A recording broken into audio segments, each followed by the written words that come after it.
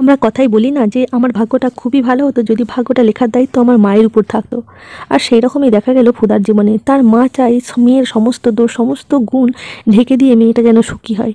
যা হয়ে গেছে হয়ে গেছে, কিন্তু সামনে যে পথ এগিয়ে আসছে সেই পথে যেন সে মসৃণভাবে পেরোতে পারে। আর সে এইভাবেই যেন সমস্ত তার জীবনের আশা দুঃখ কষ্ট সেগুলো যেন সব তার মায়ের কাছে চলে আসে। জনপ্রিয় অভিনেত্রী সোনামণি সাহা, যার সিরিয়ালে প্রবেশ ঘটে দেবী চৌধুরী নামক সিরিয়ালের হাত ধরে। তারপর সাফল্যই সাফল্য, প্রতিটা সিরিয়ালই সুপারহিট হতে চলেছে। দেখা যাক ফুদার চরিত্রটি কেমন সুপারহিট হয়।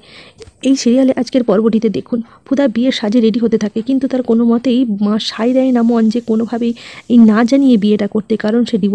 উপায় না পেয়ে একটা কাগজে চিরকুটে তার সমস্ত ঘটনাটি লিখে তার বান্ধবীকে দিয়ে বলে যে এটা তেজ বসু মল্লিকের হাতে পৌঁছে দিতে। যেমন কথা তেমন কাজ, তার বান্ধবীকে হাত দিয়ে সেটি পাঠায়। মা সেখানে চলে আসে, দেখে মেয়ে রেডি হয়নি। তখন বলে যে মেয়েকে আমার 1 মিনিটের মধ্যে রেডি করে দাও, কারণ বরযাত্রী সবাই এসে হাজির। যে বিয়ের ডেকোরেশনে খরচা হয় 50 লক্ষ টাকা, যার অ্যাডভান্স দেওয়া থাকে 30 লক্ষ টাকা, সেই ডেকোরেশনই নাকি পছন্দ হয় না তেজ বসু মল্লিকের বাড়ির লোকজনের। আর হবে নাই বা কেন? যদি বরযাত্রী এলে তারা যদি খাবার খেতে না পায়, এসে যদি তাদেরকে শুধু হাতে দাঁড়িয়ে থাকতে হয়, তাহলে তো এরকম কথা শুনতেই হবে বস। কিন্তু দেখো মেয়ের বাড়ির কপাল, একটা পয়সাও গ্যাঁটের করে খরচা করতে হলো না। ডিভোর্সের মেয়ের বিয়ে হচ্ছে রাজকীয়ভাবে। আর এই রাজকীয় আয়োজন দেখেই বাড়ির লোকের চক্ষু চড়ক গাছ, কারণ তাদের বাড়ির মেয়েকে এরকমভাবে কোনোদিন তারা বিয়ে দেয়নি। তাদের বাড়ির বৌমারও এরকম বিয়ে হয়নি।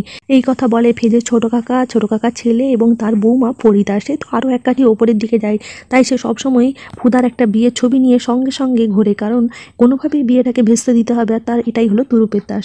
এইদিকে ফিমনের মুখের উপর জবাব দেয় যে এই বিয়েবাড়ি তাদের একদমই পছন্দ হয়নি, তারা বেকার জলে টাকাটা দিল।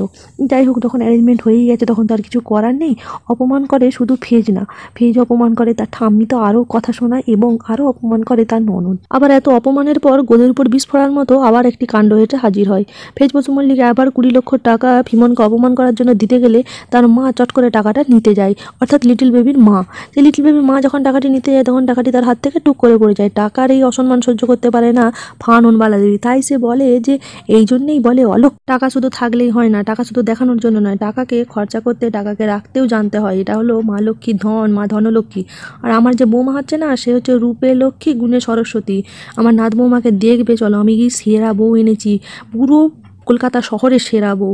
এই কথা শুনে অবাক হয়ে যায় ফিমন। সে বলে আচ্ছা ফেজ, তোমরা দেখে শুনে বিয়ে করছো তো?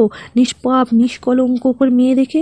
ফেজ বসু মল্লিকের ঠাকুমা জবাব দেয় আমরা সমস্ত দেখে শুনে ভালো মেয়ে দেখে বিয়ে দিচ্ছি, শুধু দেখবে সেই বউ কেমন আমাদের ঘরে থাকে। অপমানটা হজম করতে না চাইলেও জোর করে হজম করতে হয় ফিমনকে, কারণ ক্লাইম্যাক্স এখনও বাকি আছে। তাই এত তাড়াতাড়ি রেগে গেলে চলবে না। ফিমন এবার যায় কনের বাড়িতে, কারণ ফেজ বসু মল্লিক বলেছে যে কনের এন্ট্রি গেট হওয়া চাই। যা হয়েছে হয়েছে, সেগুলো তো আর পাল্টে দিতে পারবে না, কিন্তু কোণে যখন আসবে যেন গোটা সবাই দেখে যে ফেজ বসু মল্লিকের বউ এন্ট্রি নিচ্ছে। সেই মতোই সে সেখানে পৌঁছিয়ে ফুদাকে বলে যে তুমি যে বিয়ে করছো আমার কর্মচারী হয়ে এরকম একটা বাড়িতে, তা তুমি জানো তো যে তারা জানে নাকি তুমি ডিভোর্সি বা তোমার আগে বিয়ে হয়েছিল। এইবার ফুদাকে যখন 2-1 বার অপমান করতে থাকে ফুদা তখন কিছু বলে না, যদিও ফুদা জানে যে ফেজ বসু মল্লিকের বাড়ির লোক সব জেনে শুনেই বিয়ে করছে, কারণ তাদের বাড়ির বৌমা ফরিদাকে সে এই কথা জানিয়েছে। আর এই কথা সে বারবার বলেছে যে কারো পুরনো বিষয় নিয়ে কোনো মাথা ব্যথা নেই, তারা সব জেনে শুনেই বিয়ে করছে। এইবার ফেজ যে চিঠিটা পায় সেটা আর কোনো মতেই পড়ে উঠতে পারে না। বিয়ের ডাক চলে আসে, এখানে বিয়ের মন্ত্র পড়া শুরু হয়ে যায়, কিন্তু যখনই কোণে আসার সময় হয় তখনই ফেজ একটু সময় পায় চিঠিটা পড়ার জন্য। আর সেখানেই ঘটে বিপত্তি। চিঠিটা পড়েই তার চক্ষু চড়ক গাছ। ফেজ বসু মল্লিক কোণেকে দেখেই বলে ওঠে দাঁড়াও, কিন্তু এই দাঁড়াওটা যে কী কারণে বলে সেটাই হচ্ছে বড় ব্যাপার।